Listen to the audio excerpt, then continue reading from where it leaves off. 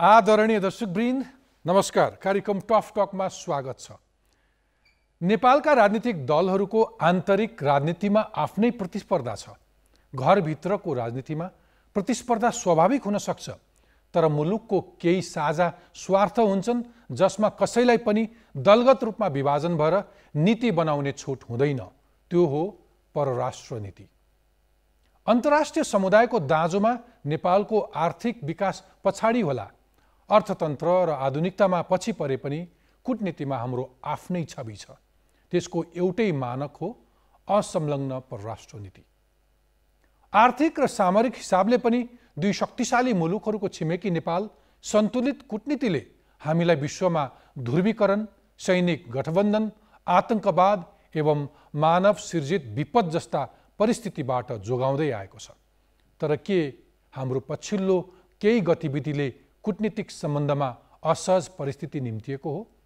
के दलहरूले सत्तामा रहँदा एक र सत्ता बाहिर रहँदा अर्को नीति अपनाउँदा हामी शक्ति राष्ट्रहरूको चेप्पोमा पर्ने जोखिममा पर्दै गएका हौँ? भारत र चीन जस्ता छिमेकीले हामीलाई कसरी हेरिरहेका छन्? यसबीचमा मिलेनियम च्यालेन्ज कर्पोरेसन एमसीसी र स्टेट पार्टनरशिप प्रोग्राम एसपीपी मार्फत अमेरिका नेपालसँग सीधा जोडिन आएको हो। एसपीपी स्पष्ट रूपमा सैनिक सहकार्यसँग सम्बन्धित भन्दै चर्को विरोध भएपछि सरकारले अस्वीकार गर्ने निर्णय मात्र गरेन, प्रधानमन्त्रीको भ्रमण नै अनिश्चित बन्दै गएको छ। बदलिँदो भू राजनीतिक परिवेशमा नेपाली कूटनीति कहाँ छ? आजको टफ टक नेपालमा बढ्दै गएको शक्ति राष्ट्रहरूको चासो र हाम्रा संयन्त्रहरूको भूमिकाका विषयमा केन्द्रित हुनेछ। छलफलका लागि आज हामीसँग हुनुहुन्छ संयुक्त राष्ट्रसङ्घका लागि पूर्व राजदूत शम्भुराम सिमखडा, प्रतिरक्षा विश्वविद्यालयको सदस्य समेत रहनुभएका सिमखडाको कूटनीति र अन्तर्राष्ट्रिय सम्बन्धका बारेमा विभिन्न पुस्तक प्रकाशित छन्। यस्तै हामीसँग त्रिभुवन विश्वविद्यालय अन्तर्गतको अन्तर्राष्ट्रिय अध्ययन केन्द्र नेपाल र एसियाली अनुसन्धान केन्द्र सिनासका कार्यकारी निर्देशक मृगेन्द्र बहादुर कार्की, उहाँ समाजशास्त्रीका रूपमा पनि परिचित हुनुहुन्छ। तपाईहरु दुवैजनालाई टफ टकमा स्वागत छ। Thank you. म आजको संवाद शम्भुराम सरबाटै सुरु गर्न चाहन्छु। शम्भुराम सर, अहिले अलिक बढी चर्चामा रहेको विषय हामीले अमेरिकालाई 2015 र 17 मै आग्रह गरिसकेको र 2019 मा त समावेशै भएको भनिएको जुन यो एसपीपी स्टेट पार्टनरशिप प्रोग्राम भनेर अलिक बढी यसले नेपालको राजनीतिक कूटनीतिक क्षेत्रमा निकै तरङ्ग उत्पन्न गर्यो। तपाईँ आफूले हेर्दाखेरि चाहिँ यसलाई कसरी हेर्नुहुन्छ? जुन रूपमा प्रधानमन्त्रीको भ्रमण नै अनिश्चित हुन पुग्यो, प्रधान सेनापतिको पत्र सार्वजनिक भयो, कसरी बुझ्ने? यो चाहिँ नेपालको नीतिगत कच्चापन, पोलिसी इमेच्योरिटीको एउटा ज्वलन्त उदाहरण हो। यति महत्त्वपूर्ण प्रोग्राममा कसैले सही गर्नुभन्दा पहिला, कसैले चाहिने पत्रै पठाउनुभन्दा पहिला चाहिने त्यसमा बेसिक कन्स्टिट्युएन्ट्सहरूसँग, बेसिक के भनेदेखि मेन एक्टर्सहरूसँग कमसेकम कन्सल्टेसन भए भए, त्योभन्दा पहिला यस्तो भए भए सायद यो लेभलमा हामी जान्नथ्यौँ होइन। त्यसले गर्दाखेरि एउटा चाहिँ यो पोलिसी इमेच्योरिटीले गर्दा के गर्न लाग्यो भने हाम्रो क्रमिक रूपमा डिप्लोमेसीको ट्रेडिसनल डेफिनेसन भनेको हामी भन्छौँ नि कूटनीति भने छलकपट गर्ने इत्यादि गर्ने भन्ने चलन थियो।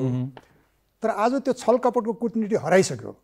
आज कसैले चाह्यो भने तपाईँ र म जे संवाद गरिरहेछौँ 50-60 हजार फिट माथिबाट त्यो रिमोट भ्युइङ र रिमोट लिसनिङ गर्न सक्छ। भन्दाखेरि त्यस्तो समयमा हामी जस्तो स्ट्रेटेजिक लोकेसनमा भएको देशले आफ्नो कूटनीति सञ्चालन गर्दाखेरि सबभन्दा ठुलो इस्यु भनेको हाम्रो क्रेडिबिलिटी हो, हाम्रो लिडर्सहरूको क्रेडिबिलिटी हो। भन्दाखेरि यसरी चाहिने इमेच्योर एउटा चाहिने काम गर्दै जाँदाखेरि पहिला चिठी पठाउने, पहिला सही गर्ने, अनि फेरि पछि गएर डिबेट गर्ने, अनि डिबेट गरेर नगर्ने, कोही गर्ने, यसले चाहिँ के गर्छ भनेदेखि तपाईँको हाम्रो क्रेडिबिलिटीलाई असाध्यै ड्यामेज गर्छ। त्यसैको रिजल्ट अहिले हामी देखिरहेछौँ। मृगेन्द्रजी, तपाईँ आफू चाहिँ अहिले नेपाल र एसिया अनुसन्धान केन्द्र सिनास भन्छौँ त्यस अन्तर्गत त्यसको कार्यकारी निर्देशक हुनुहुन्छ। यद्यपि अब नेपाल सरकारले एसपीपीमा संलग्न नहुने निर्णय गरिसक्यो, पत्रचार गर्ने कुरा भइसक्यो। तपाईले कसरी बुझ्नु भएको छ? मैले यसलाई आन्तरिक र बाह्य दुईटा पक्षबाट हेर्नुपर्छ जस्तो लाग्छ। आन्तरिक भन्दा हामीले यसलाई र यसमा कसरी संलग्न भयौँ र संलग्न हुँदाखेरि अहिलेका मेजर पोलिटिकल फोर्सहरू कसरी इन्भल्भ भए र त्यो इन्भल्भ हुँदाखेरि जुन खालको सावधानी अपनाउनु पर्थ्यो र सावधानी मात्रै होइन, जुन जिम्मेवारी बोध हुनु पर्थ्यो, आज सिग्नेचर गर्ने अनि भोलि मैले गरेको होइन भन्ने अनि अर्कोको थाप्लोमा लिएर जाने, एक खालको जुन सिग्नेचर गरेको छ त्यो सिग्नेचरलाई पनि होइन भनेर जाने अलिक गैर जिम्मेवारीपनको पराकाष्ठ जस्तो लाग्छ। र दोस्रो, यो आइडियोलोजिकल पनि हो कि जस्तो मलाई लाग्छ। मैले किन आइडियोलोजिकल हो भन्ने जस्तो लाग्छ भने यहाँले रिकार्डको एउटा कोटेसन म यहाँ कोट गर्न चाहन्छु। I think therefore I am.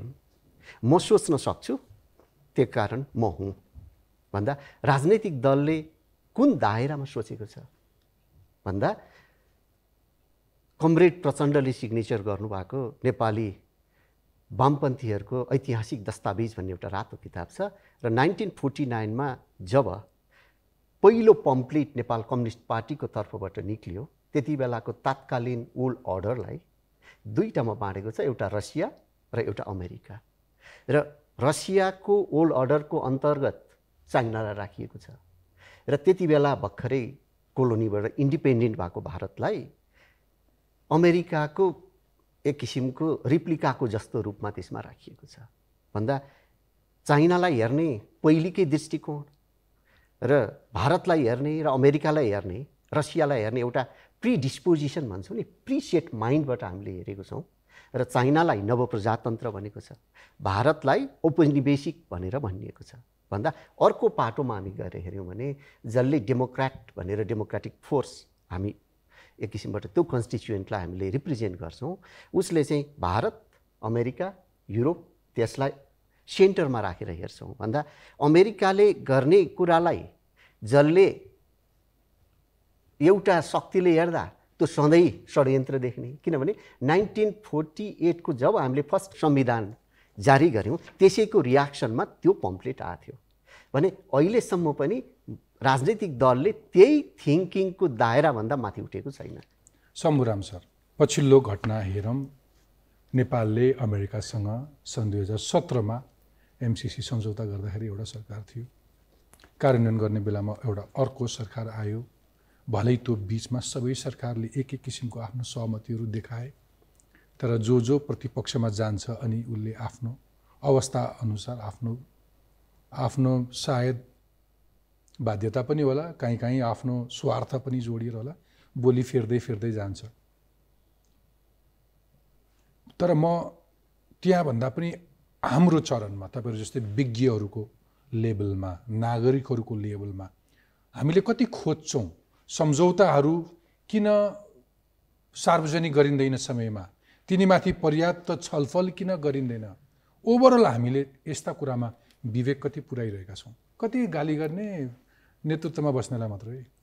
तपाईँले भने एकदम सही कुरा हो। यसमा चाहिँ म कुनै एक पक्षको मात्रै तपाईँको सरकारको मात्रै भन्ने कुरा होइन र यो अहिले मात्रै भएको होइन। श्रीलङ्कामा जे भइरहेछ त्यहाँ अब लास्ट टाइम म चाहिँ अस्ति मार्चको एन्डमा त्यो बिमस्टेकको सँगै श्रीलङ्कामा थिएँ अनि मेरो मनमा चाहिने के कुरा आइरहेको थियो भनेदेखि पछि गएर चाहिँ तपाईँलाई थाहा छ भारतका केही महत्त्वपूर्ण मिडियामा चाहिँ अब नेपाल नेक्स्ट श्रीलङ्का भनेर पनि आइरहेको थियो होइन। भनेदेखि मेरो मनमा चाहिने त्यहाँ बस्दै अरू हिसाबले श्रीलङ्का हामीभन्दा धेरै माथि छ अरू इन्डिकेटर्सहरूको हिसाबले। तपाईँलाई थाहा छ ली कुआन यूले सिङ्गापुरलाई चाहिँ मलेसियाबाट सेपरेट गरेर चाहिँ इन्डिपेन्डेन्ट कन्ट्री, सोभरेन कन्ट्री बनाउँदाखेरि उसको भनिन्छ कि उसको गोल चाहिँ सिङ्गापुरलाई श्रीलङ्का बनाउने थियो। भन्दाखेरि त्यस्तो देश आज पनि चाहिने धेरै अरू सोसियो इकोनोमिक इन्डिकेटर्सहरू हेर्नुहुन्छ भने साउथ एसिया मात्रै होइन, तपाईँको डेभलपिङ कन्ट्री मध्येमा श्रीलङ्का माथि आउँछ। त्यस्तो देश किन त्यो स्थितिमा पुग्यो त भन्ने एनालाइज गर्दै र कतै नेपालको पनि के हो के कन्टेक्स्ट भन्दै मैले तपाईँलाई मेन्सन गरेँ नि, मेरो चाहिने आएर मैले I published a piece called के नेपाल अब श्रीलङ्का हुने हो भन्दाखेरि एक्ज्याक्टली तपाईँले अहिले जुन इस्यु पोइन्ट आउट गर्नुभयो त्यसैमा मेरो केन्द्रित छ। एउटा चाहिने के भने हाम्रो अघि तपाईँले इन्डिकेट गर्नुभयो हाम्रो एउटा बानी एउटा त अहिले मैले भने होमवर्क नगर्ने, छलफल नगर्ने, सही गरिदिने, यसो भनिदिने अनि भोलि गएर फेरि विथड्र गर्ने, नम्बर 1 त्यो। नम्बर 2 आफू सत्तामा हुँदाखेरि एउटा कुरा, ठ्याक्क सत्ताबाट बाहिर जाने बित्तिकै अर्को कुरा। दोस्रो कुरा त्यो। तेस्रो कुरा चाहिने अहिले हाम्रो सबभन्दा ठुलो समस्या म के देखिरहेको छु भने ग्लोबली पनि नेसनली पनि यत्रो ठुलो ट्रान्सफर्मेटिभ प्रोसेसबाट संसार गइरहेछ, छलफलै गर्दैन होइन, देश गइरहेछ, तर त्यो ट्रान्सफर्मेसनलाई म्यानेज गर्ने, चेन्जलाई म्यानेज गर्ने भने त सबभन्दा आवश्यक कुरो त के हो? विचार न हो। विचारले गाइड गर्ने हो पहिला कुरा। अब त्यो कहीँ त्यो किसिमको डेप्थ अफ रिफ्लेक्सन भए देख्नुहुन्छ कतै? म आउँछु। मृगेन्द्रजीले त 84-85 को सिनासको पब्लिकेसन्स बोकेर आउनु भएको छ। त्यो हामी कहाँ यस्ता महत्त्वपूर्ण विषयमा कति डिबेट डिस्कसन गर्छौँ, म आउँछु। त्योभन्दा अर्को तपाईँले सोधिहालेँ मैले समुरामजी कि त्यस्तो सम्झौताहरू सरकारले गर्दाखेरि कूटनैतिक तहमा लुकाउनै पर्ने त्यस्तो बाध्यता छ अथवा किन लुकाउँछन्? केही एउटा समयका लागि त त्यसको कन्फिडेन्सियल एउटा पार्ट होला, तर सबका सबले यस्ता सम्झौताहरू किन लुकाउँछन्? एउटा त हामी नितान्त फरक परिवेशमा राजनीति र कूटनीति गरिरहेछौँ। जेनेभामा एउटा डिप्लो फाउन्डेसन भन्छ, त्यो डिप्लो फाउन्डेसनको कामै टेक्नोलोजी र मिडियाको यो राइज जुन छ नि त्यसले गर्दा डिप्लोमेसीलाई कसरी एफेक्ट गर्छ र फ्युचरको डिप्लोमेसी कसरी कन्डक्ट गर्ने, एनालाइज गरेर स्टडी गरेर कन्क्लुजन निकाल्नु कामै त्यही हो। तर हामी कहाँ भएको छ केही त्यस्तो? हामीलाई केही फरक परेको छ तपाईँको हाम्रो? अनि त्यसले गर्दाखेरि तपाईँको चाहे त्यो राजनीतिमा होस् चाहे त्यो कूटनीतिमा होस् यस्ता डिस्टोर्सनहरू आउँछन् क्या। अहिले राजनीतिमा के देखिरहनु भएको छ तपाईँ? अहिले यो एक किसिमको बालेन फेनोमेना भन्नुहोस् न, त्यो के हो? परम्परागत पोलिटिकल पार्टिजहरूको लाई के हो त्यो लेसन? कसैले त्यतापट्टि रिफ्लेक्ट गरिरहेको छ? त्यस्तै गरेर यसरी गर्दा गर्दै डिप्लोमेसीले हाम्रो जस्तो देश जहाँ कि चाहिने भनाइ नै छ पावर अफ स्मल स्टेट्स भने डिप्लोमेसी हो। अरू ग्रेट पावर्सले आफ्ना अरू डाइमेन्सन्स अफ पावर भन्नुहोस् न, size of the country, population, economy, military, त्यो सबैको रूपमा आफ्नो डिप्लोमेसी कन्डक्ट गर्छन्, होइन? हामीले त त्यो रूपमा कन्डक्ट गर्न सक्दैनौँ। भनेपछि डिप्लोमेसीलाई त्यति इम्पोर्टेन्स दिनुपर्नेमा अहिले देख्नु भएको छ कतै? त्यही हो प्रब्लम क्या हाम्रो। मृगेन्द्रजी, तपाईँले अघि लिएर आउनु भएको छ त्यो 84 र 85 मा प्रकाशित जर्नल जहाँ फ्यु एक्सपर्ट्स विद्वानहरूका आर्टिकल्सहरू छन्। तपाईँ अहिले निर्देशक भएको संस्थाको नाम सिनास, त्यसको पुरा फर्म भन्नुहोस् त? Centre for Nepal and Asian studies. ल हेर्नुहोस्, centre for Nepal and Asian studies. अझ मेरा दर्शकले बुझ्ने गरी भनौँ कि एउटा यस्तो केन्द्र जसले नेपाल र एसियाली अनुसन्धान गर्छ, अथवा यो नेपाल र एसिया देशको बदलिँदो परिस्थिति, राजनीति, अर्थतन्त्र, सबै कुरा, कूटनीति, यी सबै कुराहरूको विश्लेषण गर्छ, होइन? त्यो सेन्टरले आजसम्म यो बिचमा यति धेरै परिवर्तन, अझ विशेष गरी यो पछिल्लो 5-7 वर्ष यता यो एसिया अथवा यो प्रशान्त महासागरीय क्षेत्रमा जुन किसिमको शक्ति केन्द्रहरूको सामरिक अथवा सुरक्षा अथवा राजनीतिक चासो बढ्यो, तिनका बारेमा कति छलफल गरेको छ, कति अध्ययन अनुसन्धान गरेको छ, कति रिपोर्टहरू सरकारलाई दिएको छ, अथवा कुन सरकारले ल यो बुझेर देऊ भनेर भने, त्यस्ता गतिविधि केही हुन्छन्? एकाडेमिक केही एक्टिभिटिज हुन्छ? समुरामजीले भने जस्तै निश्चित रूपमा सैद्धान्तिक पक्ष र प्र्याक्टिकल पक्ष छ। यो संस्था लेट 1960s मा सेटअप भयो। ल हेर्नुहोस्, त्यो सेटअप हुँदाखेरि जाने 60 वर्ष पुरानो संस्था, तत्कालीन राजा त्रिभुवन विश्वविद्यालयको कुलपति हुने चलन थियो। त्यो रिपब्लिक भएपछि मात्रै प्रधानमन्त्रीमा आएको हो। र मेरो जानकारीमा तत्कालीन राजा इन्डियामा गइसकेपछि इन्डोलोजी भन्ने एउटा विङ इलाहाबाद युनिभर्सिटीमा उहाँले भिजिट गरेपछि त्यो इन्डोलोजीले इन्डियाको जियोग्राफीभन्दा पपुलेसन, हिस्ट्री, पोलिटिक्स, तन्त्र, सारा कुरालाई अध्ययन गरेर बियोन्ड पोलिटिकल बााउन्ड्री इन्डिया के हो भनेर अध्ययन गर्थ्यो। र त्यही खालको संस्था नेपालमा आवश्यक छ भनेर यो विभिन्न चरणमा स्थापना भयो। र जति बेला 84 र 86 को यहाँले कुरा गर्नुभयो, त्यसको नेतृत्व एक्जिक्युटिभ डिरेक्टर 84 to 89 सम्म कुमार खड्गविक्रम शाह हुनुहुन्थ्यो र त्यो समयमा 72 जना फ्याकल्टी भएको हामीसँग रेकर्ड छ। प्लस त्यति बेला हामीसँग अहिलेको 10 करोड जति एनुअल बजेट छ भने अहिले हामी जम्मा 7 जना छौँ। हामीलाई सिम्पली पैसा गभर्नमेन्टले दिने स्यालेरी बाहेक एक पैसा पनि हामीलाई गभर्नमेन्टले फन्डिङ गरेको कसो अहिले त तपाईँ यहाँ बोल्दै गर्दा तपाईँ भेटिनुभयो एउटा संरचना छ, त्यो कोही पनि नभेटिने संरचनै नहुने अवस्था चाहिँ कति दशक बित्यो? त्यो झन्डै झन्डै 3-3.5 दशक बित्यो। किन मैले त्यसलाई सिम्बोलिक रूपमा भने त्यो पुरै 1990 टु फङ्सनमै रहेन। फ्र्याङ्कली भन्नुपर्दा 1990 पछि अहिले चाहिँ तपाईँले त्यहाँको धुलो सुलो बढार्न सक्नुभयो? सरसफाइ छ, यसो कुर्सी बेन्ची छ बस्नु तपाईँहरूलाई? निश्चित रूपमा अहिले हामीले के गर्यौँ भने योभन्दा अगाडि देउबा सरकार नै भए बेला हामीले एउटा निवेदन लेख्यौँ, प्रपोजल लेख्यौँ र हामीलाई इन्डोमेन्ट फन्ड दिनुहोस् र 5 करोडको रुपियाँको हामीले इन्डोमेन्ट फन्ड। त्यति धेरै प्रोसेसमा परेन, मलाई एक्टिभिटिज अलिक समराइज पनि गर्नुपर्छ। यो बिचमा तपाईँले के 2टासम्म पब्लिकेसन निकाल्न सक्नुभयो? 2टा होइन, हामीले धेरै पब्लिकेसन निकाल्यौँ। कोभिडको कारणले हामीले त्यो पब्लिकेसन्स कहाँ जान्छ? दराजमा राख्नुहुन्छ कि अलिक ठाउँहरूमा पुग्छन्? नो, अहिले हामीले निकालेका पब्लिकेसनहरू युनिभर्सिटीका सिलेबसमा छन् र भर्खरै हामीले निकालेको डिजिटल कपी छ। मेरो सो हेर्ने, इन्टरनेसनल युनिभर्सिटीमा पढ्ने पढाउने स्कलर्सहरू कसैलाई पनि तपाईँहरूले गरेको रिसर्चको बारेमा पढ्नु पर्यो, कुनै एकदम विषयमा कुनै अन्तर्राष्ट्रिय मुद्दा जहाँ 10 थरीका मान्छेले 10वटा भाषण गरेर हिँड्छन् त्यसको बारेमा गाँठी कुरा बुझ्नु पर्यो भने तपाईँको कुनै वेबसाइट पब्लिक डोमेन छ जहाँ कसले गएर केही खोज्न सक्छ? निश्चित रूपमा छ र यो हामीले अरू बाहिरको युनिभर्सिटीले पनि हाम्रो लिङ्कसँग जोडिएर हामी दिन्छौँ। तर हाम्रो के समस्या छ भने 2 वर्षसम्म पब्लिकेसन गरेको यो हार्ड कपी हामीले बेचेर त्यसबाट केही फेरि सञ्चालन गर्नुपर्ने नयाँ पब्लिकेसन निकाल्नुपर्ने भएको हुँदा 2 वर्षसम्म चाहिँ हामीले सफ्ट कपी चाहिँ हामी अपलोड गर्दैनौँ केही त्यस्ता इस्युहरू।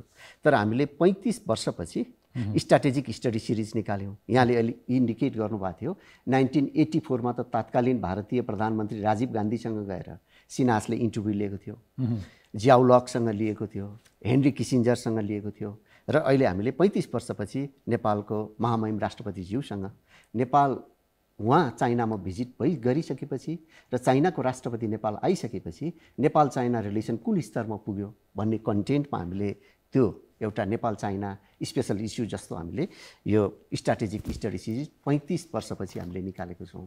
र मैले के क्लेम गर्छु भने त्यो तपाईँको हातको पब्लिकेसन चाहिँ 35 वर्षपछिको पब्लिकेसन, 35 वर्षपछि एउटा रिसर्च सेन्टरको।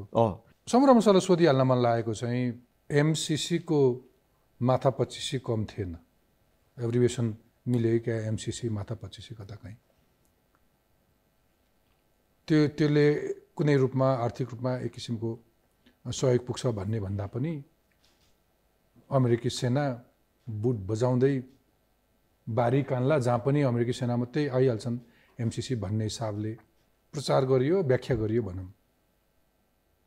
हुँदै होइन हो यो भनेर अनेक व्याख्या अरू थप तर्कहरू पनि राखियो। सेलाउन पाएको थिएन, ठ्याक्कै आएर एसपिपी देखियो होइन, इन्डो पेसिफिकसँग त जोडिराखेको थियो हरेक तरिकाले। तर एसपिपीमा तपाईँको यो जुन किसिमको सहभागिता पत्रचारहरू देखियो यसले त त्यसो भन्ने मान्छेलाई बल त पुग्यो। कूटनीति भनेको त्यही होला, जहाँ पाए त्यहीँ जतिखेर मन लाग्यो त्यतिखेर चुक्नु त भएन, ढङ्ग पुऱ्याएर हिँड्नु पर्यो। हाम्रा नेताहरूको अरू चरित्र हेऱ्यो भने अरू दाउपेजमा चाहिँ एकदमै खेलाडी, त्यो महाविद्यावारिधि दिने तहको, तर यस्तो खालको विषय जहाँ अलिक बढी विवेक चाहिन्थ्यो त्यहाँ चाहिँ विवेक नपुगे जस्तो कसरी हेर्नुहुन्छ? अब त्यसलाई चाहिँ तपाईँको विभिन्न पक्षबाट म हेर्न चाहन्छु। म तपाईँको त्यही माथि हेरिरहेको थिएँ, effort to dissect and analyse core issues भनेर तपाईँ त्यहाँ लेख्नु भएको छ। एब्सोल्युटली टफ टकको एउटै मात्रै उद्देश्य कुनै पनि विषयको अन्तर्वस्तुमा पुग्ने। यो तपाईँले रेज गर्नुभएको क्वेसनलाई पूर्ण रूपमा व्याख्या गर्नको लागि धेरै कुरा हामीले बुझ्नुपर्छ।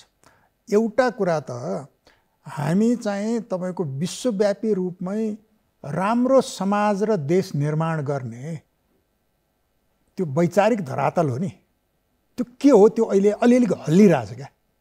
तपाईँको एउटा चाहिँ असफल भनिएको सिद्धान्त दर्शन, त्यहीलाई प्रयोग गरेर उत्तरको हाम्रो छिमेकीले अभूतपूर्व एउटा चाहिने तपाईँको रूपान्तरण गरिरहेछ बिल्कुल होइन। र आज देखेको भिजन होइन उसले 10 वर्ष अगाडि देखेको भिजन हो। एक्ज्याक्टली। अब त्यो मात्रै होइन, अहिले त उसले के पनि भनिरहेछ भने संसारभरि चाहिने यही सिस्टम, एकातिर इकोनोमिक र सोसियल लिबरलाइजेसन, तर के अन्तर्गत भन्दा त strict control of the communist party, right. त्यो नभइकन हुँदैन भनेर ऊ एसर्ट गरिरहेछ। त्यही नै हो भोलिको हाम्रो लक्ष्य भनेर भनेदेखि हाम्रो दक्षिणतिर तपाईँको चाहिने अर्कै दर्शन र सिस्टमबाट तपाईँको उदीयमान भारत छ र त्यसको प्रभाव हामीमाथि के हो भने हाम्रो एकीकरण जति बेला भयो त्यति बेलाको क्षेत्रीय र विश्व परिवेश ठ्याक्क अहिले उल्ट्या छ। त्यस्तो एउटा परिवेशमा हामी छौँ 1 नम्बर। 2 नम्बर चाहिँ तपाईँको हामी स्वयं चाहिने तपाईँको यो प्रक्रियामा यति ठुलो रूपान्तरणमा गइरहेछौँ कि त्यो रूपान्तरणलाई गहिरिएर तपाईँको रिफ्लेक्सन नगर्ने हो, चिन्तन नगर्ने हो भने त्यो अहिले जस्तै हुन्छ। हामी कन्फ्युजनमा छौँ सबैको एट अल लेभल्स। मेरो एउटा पिसे छ, तपाईँले यो होइन त्यो अर्को किताबमा हेर्नुभयो भने काठमाडौँ ट्राफिक, नेपाल्स पोलिटिक्स, त्यो कन्फ्युजन तपाईँ ट्राफिकमा पनि देख्नुहुन्छ, त्यो कन्फ्युजन सिंहदरबारमा पनि देख्नुहुन्छ। भन्दाखेरि त्यही कन्फ्युजनको एउटा पार्ट यहाँ छ र त्यो हिसाबले हेर्दाखेरि तपाईँले भने जस्तै अब कसैलाई गाली गर्ने होइन, म टोटालिटीमा हेर्नुहुन्छ भने हाम्रो अहिलेको सबभन्दा ठुलो समस्या के हो भने सिनास जति बेला म आफै त्यहाँ थिएँ होइन, पब्लिकेसनहरू थियो र अहिलेको हेर्ने हो भने हामी चाहिँ यो प्रोसेसमा अहिले पोलिटिकल ट्रान्सफर्मेसनको प्रोसेसमा धेरै राम्रा कुराहरू पनि भएको छन् होइन, यति चाँडै अभूतपूर्व किसिमका अचिभमेन्टहरू पनि भएको छन्, तर त्यसलाई म्यानेज गरेर एउटा लजिकल कन्क्लुजनमा पुर्याउनलाई जुन चेन्ज म्यानेजमेन्ट हो त्यो नभए हुनाले हामीले चाहिँ नि हाम्रा जम्मै चाहिँ प्रोफेसनल इन्स्टिट्युसन्सहरूलाई पोलिटिकलाइज गरिदिएका छौँ। अनि त्यसै हुनाले तपाईँले भने के भनेदेखि यसमा त प्रोफेसनल्सहरूले यो यस्तो हुन्छ, पोलिटिकल लिडरसिपलाई गाइड गर्नुपर्ने होइन अथवा एडभाइस गर्नुपर्ने होइन, यो अहिले तपाईँहरूले यसो गर्दाखेरि भोलि यसको इम्प्लिकेसन यो हुन्छ है, यस्तो समस्या आउन सक्छ है।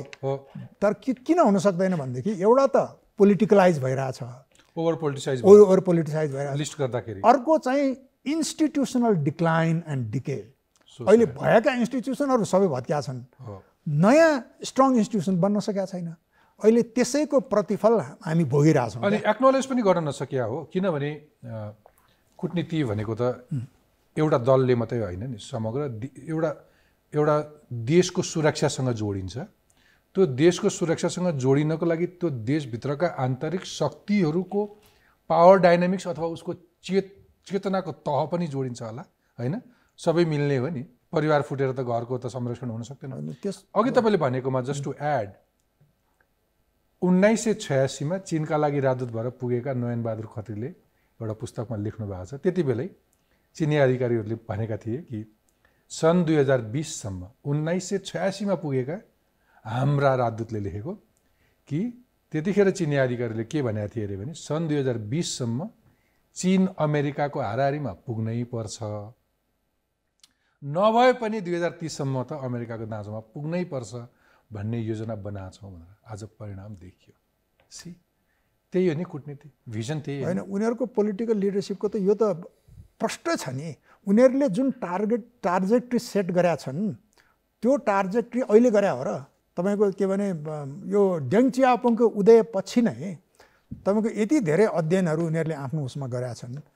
तर अब त्यो हाम्रो लागि इम्प्लिकेसन के हो भने हेर्नुहोस्, यो एउटा अघि टक्क छुटिहाल्यो, यो नेसनल इन्ट्रेस्ट हामी कहाँ कन्फ्युजमा छौँ भने यो राष्ट्रिय स्वार्थ, राष्ट्रिय हित भन्छौँ नि, नेसनल इन्ट्रेस्टका मेजर प्यारामिटर्सहरू हुन्छन् नि, त्यो प्यारामिटर्सहरू एउटा चाहिने त्यही तपाईँले त्यो किताब हेर्नु भने एउटा चाहिँ त 1991 मा continuity and change in foreign policy, need for a new foreign policy agenda भन्ने एउटा पिस छ क्या त्यहाँ। त्यो के हो भनेदेखि 1990 पछिको पोलिटिकल चेन्जको सबैभन्दा सिग्निफिकेन्ट पार्ट भने के हो भने पञ्चायतको बेलामा इन्स्टिट्युसनलाइज कम्पिटिसन फर पावर हुँदैन थियो, व्यक्ति उठ्थे। अब त्यो पोलिटिकल इन्स्टिट्युसन्सहरू खास गरेर पार्टिजहरूको सत्ता र शक्तिको लागि कम्पिटिसन हुन्छ, तर त्यो कम्पिटिसन कतै नेसनल पोलिसिजहरूमा खास गरेर फरेन र सिक्युरिटी पोलिसिजमा डिजेनेरेट गर्यो भने त्यसले राष्ट्रिय हित गर्दैन, त्यस हुनाले among the major political actors minimum national consensus on foreign policy हुनुपर्छ है भनेर लेखेको हो। अहिले तपाईँले भन्नुभएको जस्तो कसैले त्यो चर्चा गर्छ र यहाँ त्यो कसैलाई त्यतापट्टि ध्यानै छैन।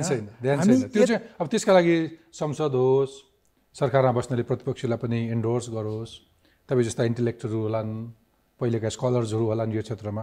इन द मेन टाइम तपाईँको यो Nepal India China relation in 21st century भनेर तपाईँको पुस्तकसँगै तपाईँको अर्को एउटा महत्त्वपूर्ण पुस्तक trump and trauma of transition something के यो नाम गरेको पुस्तक पनि छ। मेरो दर्शकहरूलाई काम लाग्न सक्छ यो। मृगेन्द्रजी, तपाईँले अघि उठाएकै कुरा नेपालको कूटनीतिको अलिकति ब्याकग्राउन्डमा तपाईँ जान खोज्दै हुनुहुन्थ्यो, तपाईँलाई लान खोजेँ मैले। तत्कालीन राजा वीरेन्द्रले 1983मा डिसेम्बरमा अमेरिकाको राजकीय भ्रमण गर्दाखेरि उहाँले नेपाललाई शान्ति क्षेत्र घोषणा गर्ने प्रस्ताव गर्नुभयो। त्यो बेलाका तत्कालीन अमेरिकी राष्ट्रपति रोनाल्ड रेगनले त्यसलाई स्वीकार गरे। सानै होला, आर्थिक हिसाबले एउटा सानो देशै होला, तर सबैले एक किसिमको स्नेह गरेको देश, सबैले यसको स्वाधीनता, यसको अस्तित्वलाई स्वीकारेर हाम्रो आफ्नो आदर्शलाई मान सम्मान गरिरहेको देश आज एकाएक सबको चासो, त्यति मात्र होइन, आज एकाएक सबको चेपुवामा पर्दैछ। के भन्छ सिनासले, कसरी बुझ्ने? हामी त्यसका लागि कति तयार छौँ? पाठक सरलाई म एउटा के कुरा निवेदन गर्न चाहन्छु भने जियोग्राफिकल्ली नेपाल सानो हो, सानो थियो, तर कसैले 17औं पुरानो देश भन्छ, कसैले 22औं पुरानो देश भन्छ। त्योभन्दा पछि हामी छैनौँ मोडर्न स्टेटमा पनि। तर हामी अर्को के हो भने सधैँ अर्काको गुलाम नभएको र इन्डिपेन्डेन्ट डे नमनाउने देश। त्यो भएको हुँदा मलाई सानो देश भन्दाखेरि पनि गौरवशाली देश हो नेपाल। 1970sमा लियोई रोजले स्ट्राटेजी फर सर्भाइभल, नेपाल कहिले दक्षिणलाई खुसी पार्छ र चाइनासँग कन्टेन्ट गर्छ, नर्थतिर कहिले नर्थतिर मिल्छ र साउथतिर कन्टेन्ट गर्छ भन्ने जुन एउटा आधारमा नेपाललाई स्ट्राटेजी फर सर्भाइभल या स्ट्राटेजिक जुन तपाईँको त्यो सर्भाइभल स्ट्राटेजी भन्ने खाका त्यो निर्माण भयो नि, हाम्रो पोलिटिक्सले पनि र ब्युरोक्रेसीले पनि ठ्याक्कै त्यही खाकालाई नै हामीले अहिले हाम्रो इन्टेलेक्चुअल सत्ता, फरेन पोलिसी र डिप्लोमेसीमा मान्यौँ। म त्यसलाई स्वीकार्दिनँ। मैले यहाँसँग के एउटा निवेदन गर्न चाहेँ भने हामी सानो थियौँ तर डिग्निफाइड कन्ट्री हो। हामी सानो थियौँ तर हाम्रो आफ्नै मौलिक ज्ञानको सत्ता थियो। तर अहिले ज्ञानको सत्ता पनि हामीबाट गुम्यो र ज्ञानको सत्ता गुमिसकेपछि राजनीतिक विचलन आयो। स्वयं तपाईँ एउटा ज्ञान रिसर्च एउटा इन्स्टिट्युट लिड गर्दै हुनुहुन्छ नि, त्यो पछिल्लो केही दशकहरू हेऱ्यो भने त त्यो जागिर खाने ठाउँ अड्डा जस्तो मात्रै। आजको दिन तपाईँ त्यहाँ जागिर खाँदै हुनुहुन्छ कि साँच्चै तपाईँ केही काम पनि गर्दै हुनुहुन्छ? त्यो रेफरेन्समा, त्यो ब्याकग्राउन्डमा शासकहरूले सुन्छन् रिसर्च गरेका कुराहरू? सबभन्दा जान्ने त मै हुँ भन्ने हो नि प्रधानमन्त्री भइसकेपछि, जो कसैलाई पनि। त्यसमा दुईटा पाटो होला। म सत्ताले मलाई सुन्छ कि सुन्दैन, या सत्ताले सुनिने त्यो रूपमा म आउँछु कि आउँदिनँ। सिनास या युनिभर्सिटीहरू आफूलाई पनि त्यो लेभलमा दक्षता प्रमाणित हामीले गर्न सक्नुपर्छ, इन्टेलेक्चुअलहरूले पनि प्रमाणित आफूलाई गर्न सक्नुपर्छ। शम्भुराम सरकोमा तपाईँले अलिकति उठाउनु भएको कुरा सर मैले पनि अलिकति रेफरेन्स दिएँ। हामी नीति, परराष्ट्र नीति हाम्रो एक किसिमको हेर्ने हो भने असंलग्न परराष्ट्र नीति छ। हामी त्यो नीतिमा अडिग छौँ अहिले कि सरकार अनुसार, नेता अनुसार आफ्नै नीति छ?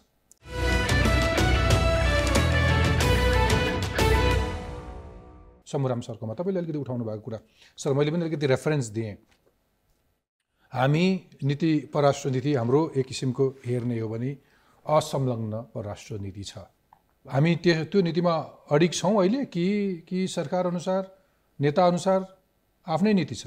व्यवहारिक रूपमा, सैद्धान्तिक रूपमा भन्ने बेलामा नीतिगत रूपमा हामी त्यसैमा अडिग छौँ भन्छौँ।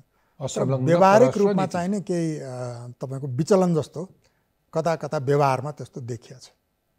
तर फेरि केही कूटनीतिज्ञहरूले भन्ने गरेको के हो भने आजको अवस्थामा अथवा बदलिदो परिस्थितिमा असंलग्न परराष्ट्र नीति आफै समय सापेक्ष छैन। शक्तिहरू धेरै शक्तिशाली, विश्वमा शक्ति राष्ट्रहरूको एक किसिमको ध्रुवीकृत भइरहेछन् ती राष्ट्रहरू। कुनै बेला अप्ठ्यारो पर्न सक्ला, होइन हेर्नुहोस्, एउटा त परराष्ट्र नीति अथवा कूटनीति सञ्चालन गर्न जाने हो सहयोग, सञ्चालन गर्न जानेन हस्तक्षेप। किनभने परराष्ट्र नीतिको आधार भने के हो भने application of power for the promotion of national interest भन्छ। हरेक देशले हामीसँग मित्रता किन गर्छन्? हाम्रो मायाले हो। जनतामा होला, नेपालीहरूलाई धेरैले माया गर्छन्, तर स्टेट पोलिसीको रूपमा त उनीहरूले के देख्छन् भने उनीहरूको पनि नेसनल इन्ट्रेस्ट हाम्रो आन्तरिक जे हुन्छ यहाँभित्र त्योसँग जोडिया छ। त्यसो हुनाले उनीहरू फेभरेबल स्टेटमा हुन चाहन्छन् यहाँ, होइन? भनेपछि त्यो हिसाबले हेर्दाखेरि पहिला कुरा त हामीले खास गरेर परराष्ट्र नीति र के भने कूटनीति सञ्चालन गर्दाखेरि के कुरा बुझ्नु जरुरी छ भने अन्तर्राष्ट्रिय सम्बन्धलाई शास्त्रीय रूपमा study of relation among great powers and how it affects the world भन्छ। ठुला शक्ति राष्ट्रहरूको सम्बन्ध र त्यसले अरूलाई कसरी, विश्वलाई कसरी प्रभावित गर्छ भन्ने अन्तर्राष्ट्रिय सम्बन्धको विधा भयो। त्यो विधालाई राम्रोसँग बुझेर प्रत्येक राष्ट्रले आफ्नो विदेश नीति निर्माण गर्छ र त्यो विदेश नीतिको प्रभावकारी परिचालन कूटनीतिले गर्छ। अब यहाँ समस्या कहाँनिर भइदियो भनेदेखि एउटा चाहिँ त तपाईँको यो अन्डरस्ट्यान्डिङ नै अहिले धेरै हदसम्म तपाईँको एउटा ठुलो विद्वान, अन्तर्राष्ट्रिय सम्बन्धको विद्वानले के भन्छन् भने the role of an expert in international relation or scholar of international relation is to explain the headlines भन्छ। अहिले धेरैलाई त्यो हेडलाइन क्रिएट गर्न बाई पोलिटिकल एक्ट अथवा अरू कुनै एक्ट आउँछ, तर त्यसको एक्सप्लेनेसन र इम्प्लिकेसन के हो भन्ने कुरा धेरैलाई थाहा हुँदैन। त्यसले गर्दाखेरि यो स्थिति आउँछ। दोस्रो, अघि हामीले तपाईँले पनि निकाल्नु भएको थियो, म जाँदै थिएँ, यो नेसनल इन्ट्रेस्टको चाहिने एउटा इन्डिभिजुअल्सहरूको इन्ट्रेस्ट, त्यसपछि गएर माथि गएर इन्स्टिट्युसन्सहरूको इन्ट्रेस्ट, आफ्टर अल नेसनभरिको इन्स्टिट्युसनको कलेक्सन हो। र इफेक्टिभ लिडरसिपले के गर्छ त भनेदेखि त्यो इन्डिभिजुअलको ट्यालेन्ट र इन्ट्रेस्ट, एबिलिटिज, केपेबिलिटिज सबैलाई र इन्स्टिट्युसनल इन्ट्रेस्टसँग लेभरेज गरेर त्यो सबैलाई पिरामिडमा टपमा नेसनल इन्ट्रेस्टसँग लेभरेज गर्न सक्छ। अहिले हामीमा कन्फ्युजन भएको पार्टली कारण के हो भनेदेखि हरेकले चाहिँ नि आफ्नो इन्डिभिजुअल इन्ट्रेस्ट त हेर्ने नै भयो। दोस्रो कुरा, इन्स्टिट्युसन्सहरूको आफ्नो आफ्नो इन्ट्रेस्ट छ र त्यो लिडरसिपले त्यो सबैलाई लेभरेज गर्न नसक्दाखेरि अरू सबै ट्यान्जेन्टमा गइरहेछन् क्या। र अहिले मैले श्रीलङ्काको कुरा गर्दै थियो, श्रीलङ्कामा अहिले भएको मेरो दृष्टिकोणमा त्यही हो। मसँग यति धेरै प्रश्नहरू छ, म मृगेन्द्रजीकोमा आएँ। मृगेन्द्रजी, तपाईँको संस्था सिनासले साउथ एसियाको बारेमा अलिक बढी स्टडी गर्छ।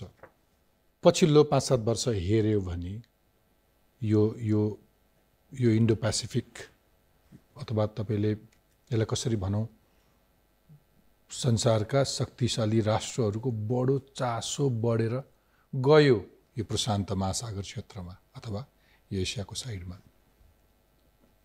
तपाईँ त्यो संस्थामा बसेर हेर्दाखेरि हामी कति प्रिपेयर्ड छौँ त्यसका लागि, हामीले कति धेरै कुरा बुझेका छौँ, सरकारले तपाईँबाट केही सल्लाह लिन्छ अथवा तपाईँहरूको बुझाइ के छ, मलाई एकचोटि फेरि भनिदिनुहोस् न। डाइरेक्टली सरकारले हामीसँग त्यसरी बोलाएर सल्लाह लिने आजसम्म गरेको छैन र त्यसलाई मैले अघि पनि कन्फेस गरेँ। हामी जुन रूपमा हाम्रो अस्तित्व राखिराख्नु पर्थ्यो त्यो रूपमा हामीले सकेनौँ होला। त्यसको मेकानिजमको पाटोमा अब हामी नजाउँ। तर मैले अघि सुरुको यहाँको प्रश्नमा म जोड्दै थिएँ, एउटा हाम्रो आन्तरिक कारण छ, अर्को बाह्य कारण छ। बाह्य कारणमा जब चीन र भारतको म उदय भन्दा नि पुनरुदय भन्छु, किनभने कुनै समयमा चीन र भारतले 50% भन्दा बढी जिडिपी यिनीहरूले सेयर गर्थे। त्यो बेला नेपाल पनि प्रोस्परस थियो भने अहिले जुन किसिमबाट शताब्दीौँसम्म युरोप र अमेरिकाले संसारभरिको ज्ञानको सत्ता र पोलिटिकल सत्ता, स्ट्राटेजिक सत्ता, मिलिट्री सत्ता, सम्पूर्ण सत्ता उनीहरूले सञ्चालन गरेको अवस्थामा भारत र चीनको पुनरुदय सँगसँगै नेपालको जुन स्ट्राटेजिक लोकेसन छ त्यो लोकेसनमा अब हामीमाथि एक खालको प्रेसर बढेको छ। अब बिआरआई मार्फत, एकातिर बिआरआई इकोनोमिक प्रोजेक्ट हो, अर्को मार्फत ट्रान्सपोर्टेसन हो, तर अब नेपालमा अमेरिका, युरोप, भारत र चीन डाइरेक्ट आएर कन्फ्रन्ट गर्दैछन्।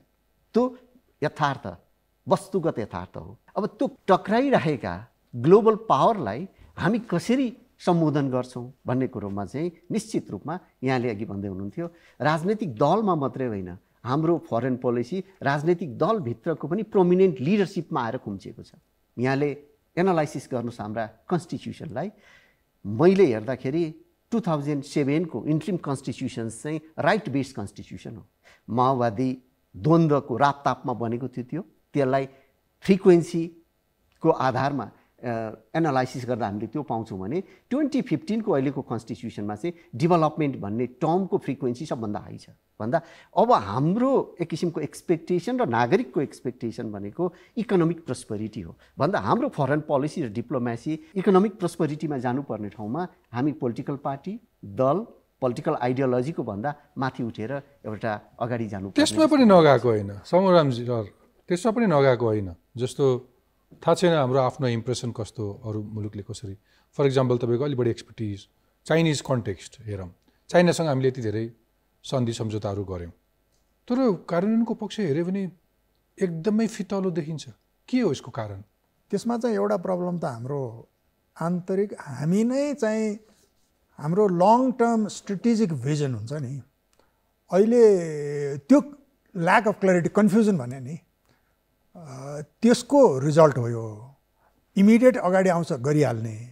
दोस्रो कुरा चाहिँ नि हाम्रो जस्तो त्यति ठुलो एउटा सामान्य पारवान सम्झौता थियो जुन बेला हामी इन्डियन ब्लकेटमा थियौँ, यति धेरै उत्साह भयो कि ओ माई गड अब हामीले एक किसिमको त्यो मोनोपोली ब्रेक गऱ्यौँ, अब कसैले थुन्न नसक्ने स्थिति आयो कमसेकम भनेर एक्साइटेड पनि भयौँ। त्यति पनि लागू हुन सकेन। त्यसमा चाहिँ यस्तो छ के अर्को रेफरेन्स दिन्छु। सन् 2017 मा माओवादी अध्यक्ष पुष्पकमल दाहाल प्रधानमन्त्री र प्रकाश शरण महत परराष्ट्र मन्त्री हुँदाखेरि BRI मा हस्ताक्षर भयो। 2018 मा तत्कालीन प्रधानमन्त्री KP ओलीको चीन भ्रमण भयो। 2019 अप्रिलमा राष्ट्रपति विद्या भण्डारीको चीन भ्रमण भयो। 2019 अक्टोबरमा चीनी राष्ट्रपति सी जिनपिङ नेपाल भ्रमणमा आउनुभयो। भए प्रशस्त सम्झौता तर कार्यान्वयन गएको त देखिँदैन। हामीले केही फाइदा लिन सकिरहेको छैनौँ। त्यसो गर्दै नगरेको पनि होइन नि। उहाँले भने जस्तै यति धेरै दोष पनि नलाउँ, हाम्रो नेतृत्वलाई जाने बुझेसम्म केही न केही प्रयत्न त गरे होला तर यो परिणाममुखी किन भइरहेको छैन? किन यति धेरै निष्प्रभाव भई? परिणाम किन आइरहेको छैन भने एउटा त हामी आन्तरिक रूपमै अलिकति चर्चा पहिला पनि भयो, आन्तरिक रूपमै हिजो हामी कहाँ थियौँ आज कहाँ छौँ र as a society as a nation भने मैले भोलि हाम्रो गन्तव्य कहाँ हो र त्यसको लागि के आवश्यकता छ भन्ने कुरामा नै तपाईँको यो ट्रायम्फ एन्ड ट्राउमा अफ ट्रान्जिसन त्यसैको बारेमा हो।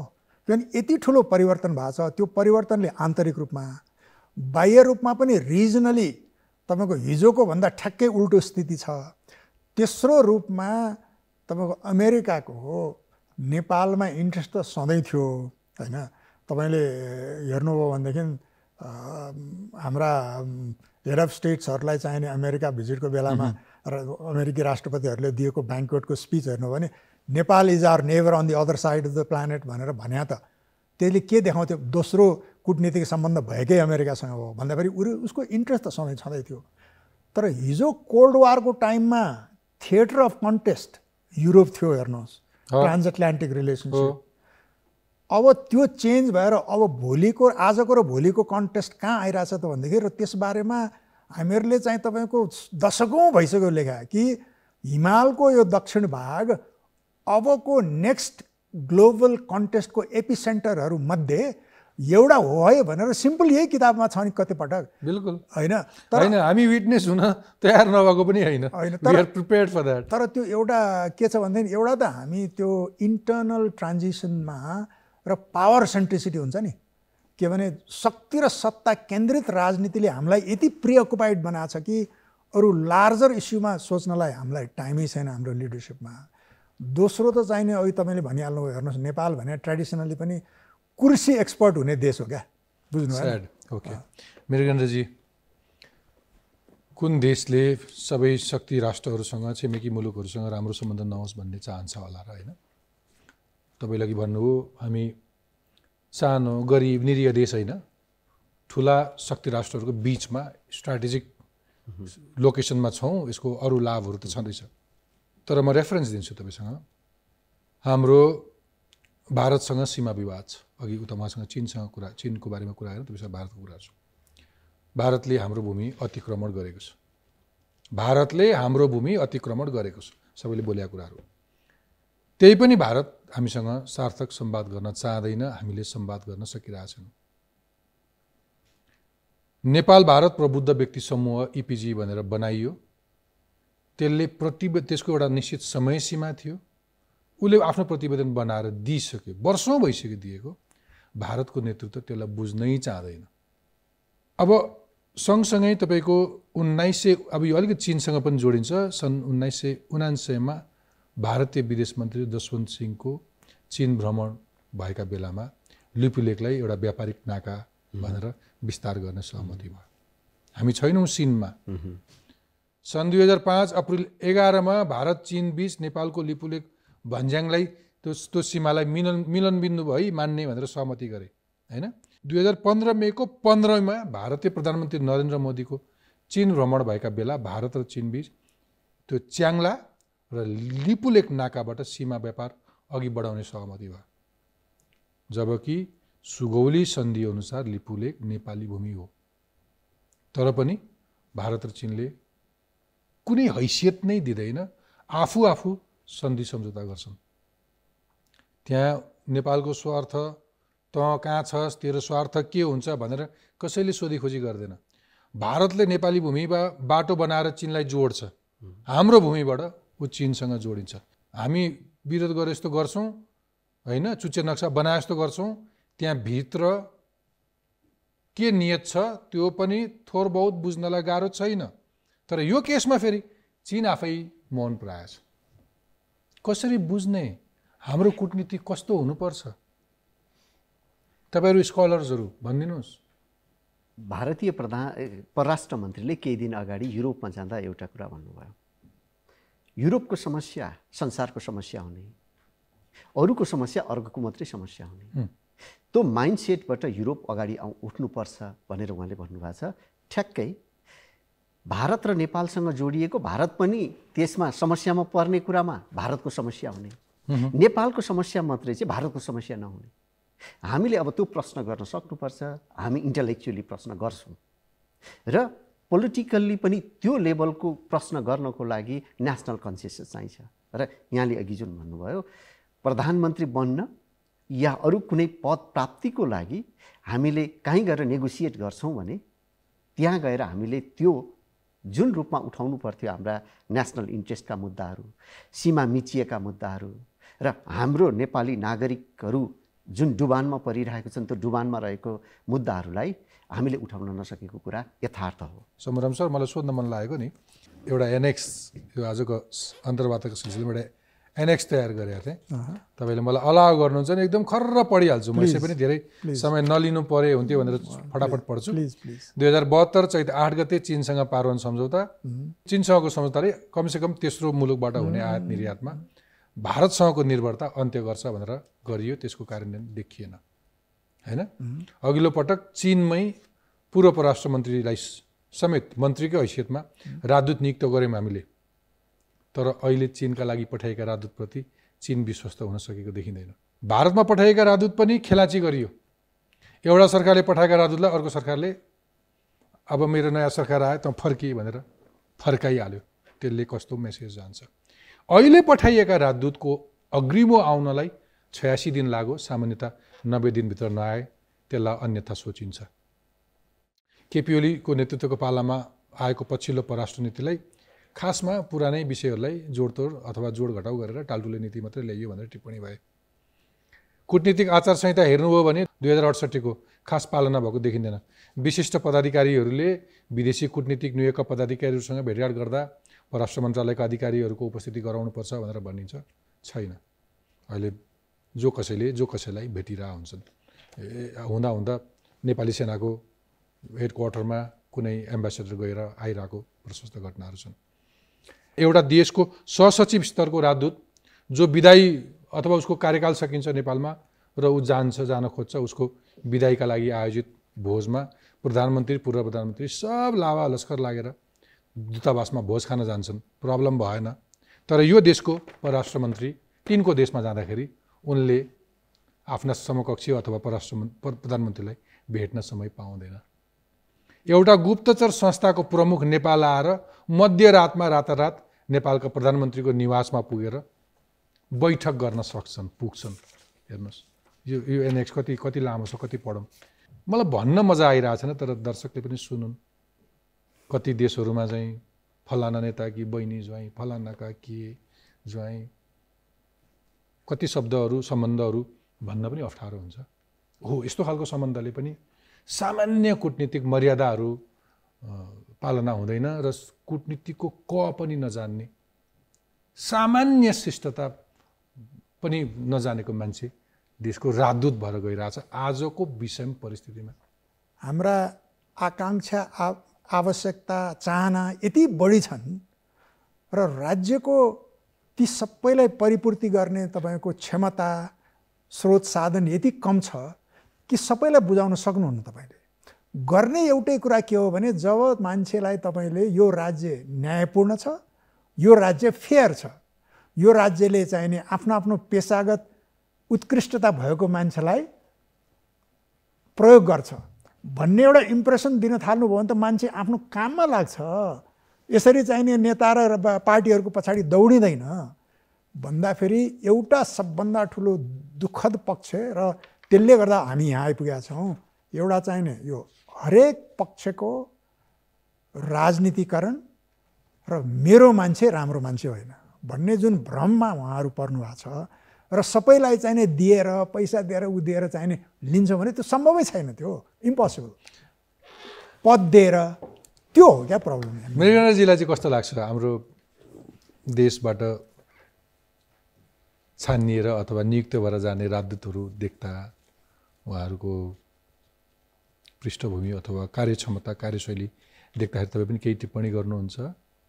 निश्चित रूपमा जुन गौरवशाली राष्ट्र, अघि मैले यहाँसँग अलिकति डिफर पनि गरेँ, सानो होइन गौरवशाली राष्ट्र र त्यो गौरवशाली राष्ट्रको जुन मर्यादा, इज्जत, प्रतिष्ठा इन्टरनेसनल फोरममा लिएर जानु पर्थ्यो र त्यो गौरवलाई हामीले त्यहाँ लगेर प्रतिनिधित्व गर्नु पर्थ्यो। त्यो लेभलमा अपेक्षित या अपेक्षा भन्दाखेरि पनि एभरेजभन्दा केही ठाउँमा, अब सबैलाई त्यो एउटा घानमा मुस्ने कुरा छैन, तर एभरेजभन्दा कम भएको पनि एउटा यथार्थ हो। दोस्रो, यहाँले जति कुरा अघि यहाँले राख्नुभयो ती सम्पूर्ण कुरामा सम्पूर्ण नेपाली 3 करोड नागरिकले महसुस गरेको कुरा हो। तर अब यो कसरी अगाडि जाने, यो परिस्थितिबाट हामी कसरी बेटर परिस्थितिमा जाने, प्रश्न त्यहाँ हो। एब्सोल्युटली। म एउटा भिडियो देखाउँछु नि यहाँहरूलाई। आम देशभरिका नागरिकहरूले नेपालको कूटनीतिलाई कसरी बुझ्छन्, कूटनीति कस्तो हुन्छ भनेर, अनि हामी अगाडि बढाउँला हाम्रो संवाद प्लिज। सम्पूर्ण नेताहरू एकजुट नभएर अपरिपक्वताको हिसाबले चाहिँ उहाँहरू छिन्न भिन्न हिसाबले हिँडेको हुँदा र एक स्वर एक भोइस नहुँदा, राष्ट्र निर्माणको लागि नहुँदाखेरि अरू देशले हस्तक्षेप गर्ने नै भए। अहिले नेपालमा देखिएको अमेरिकी, चाइना र के अरे भारतको हस्तक्षेप सिधा भएको हामीले महसुस गरेका छौँ। पहिला 2टा देशको मात्रै बढी चलखेल हुन्थ्यो नेपालमा, चाइना र इन्डिया। अब बिचमा अहिले अमेरिका पनि आइसकेको छ। आफ्नो नीति मित्रता गर्नुपर्ने, दुश्मनी गर्नु होइन हामी, किनकि हामी सानो छौँ अनि किन दुश्मनी गर्ने त। राजनीतिमा आधारित भएर नेपालको परराष्ट्र नीतिलाई नै दलहरूले चाहिँ गिजुल्ने काम गरेको छ, त्यो चाहिँ एकदमै निन्दनीय छ। छिमेकी या विश्वका कुनै देशहरूसँग चाहिँ हाम्रो राम्रो सम्बन्ध हुनुपर्छ। हाम्रो नेतृत्व गर्ने नेताजीहरूले विचार गरेर परराष्ट्रको नीति कुन निर्णय, कुन शीर्षकमा निर्णय गर्दा ठिक हुन्छ, कुन बेठिक हुन्छ भन्ने विचार गरेर गर्नुपर्छ। कुनै एउटा राष्ट्रसँग मात्रै हामीले सम्बन्ध राख्दाखेरि हामी आफैमा कमजोर हुन सक्ने स्थिति र भोलि अर्को राष्ट्रले हामीलाई तल पार्न सक्ने स्थिति भएको कारणले हामीले सबै राष्ट्रसँग असंलग्न नीति नै अवलम्बन गर्नुपर्छ भन्ने मलाई लाग्छ। सम्पूर्ण शक्ति राष्ट्रहरूसँगको परराष्ट्र सम्बन्ध एउटै किसिमको हुनुपर्छ। यो हिमाल, पहाड, तराई, पूर्व, पश्चिम, मधेस सबैतिर एउटा ल्याउने प्रयत्न मात्रै थियो। यो रेफरेन्स कसलाई चिन्ता हुन्न आफ्नो देशको, राष्ट्रको। शम्भु सर, तपाईँ पछिल्लो समय नेपाली सेनालाई पनि यो अन्तर्राष्ट्रिय मामिलामा लेक्चर्सहरू गर्नुहुन्छ, पढाउनुहुन्छ। अहिले यसैका लागि भनेर खोलिएको यो प्रतिरक्षा विश्वविद्यालयको सदस्य पनि हुनुहुन्छ। पछिल्लो समय धेरै यो कूटनीतिमा जोडिएको चाहिँ यो सैन्य कूटनीति सेना भनेर आउँछ। यसको पछिल्लो पिक्चर, यसको स्टेटस केही आम दर्शक श्रोताले सजिलोसँग बुझ्ने गरी भन्नुहुन्छ? अहिले नेपालको इतिहासमा तपाईँको सैन्य कूटनीति सधैँ महत्त्वपूर्ण रहिआएको छ र खास गरेर प्रतिरक्षा विश्वविद्यालयको एउटा चर्चा तपाईँले निकालिहाल्नुभयो। त्यो चाहिँ के को उपज हो, पार्टली त्यसमा मेरो पनि भूमिका छ है। के भने हामीले चाहिँ अघि कुरा गऱ्यौँ नि, बौद्धिक रूपमा चाहे त्यो सिक्युरिटी डक्ट्रिन्सहरू हो, स्ट्रेटेजी डक्ट्रिनहरू हो, त्यो सबै बाहिरको पढ्छन् हाम्रा सुरक्षा फौजहरूले पनि, हामी पढाउने पनि त्यही हो, युनिभर्सिटीमा पनि पढाउने त्यही हो।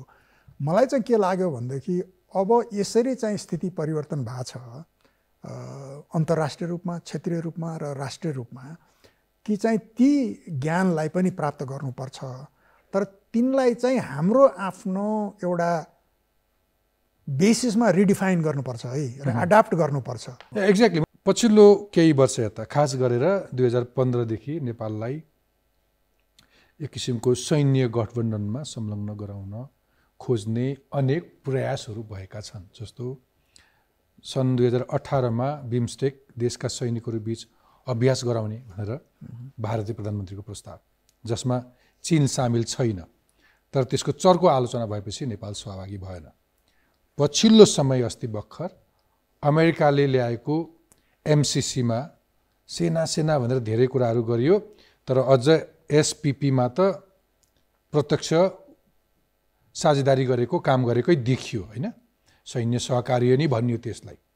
अब यसरी नेपाललाई सैन्य गठबन्धनमा किन सबैले सहभागी गराउन खोज्दैछन्, अथवा सहभागी गराउन खोजिए होइन, एउटा स्वाभाविक प्रक्रिया मात्रै हो, अथवा त्यसको एक्ज्याक्ट स्टेटस के हो, हामीले त्यसलाई कसरी बुझ्नुपर्छ, कस्तो किसिमको अघि तपाईँले भने जस्तो कच्चापनबाट निस्केर अलिक बढी चनाखो हुनुपर्ने अवस्था छ? चनाखो त निश्चित रूपमा हुनुपर्छ।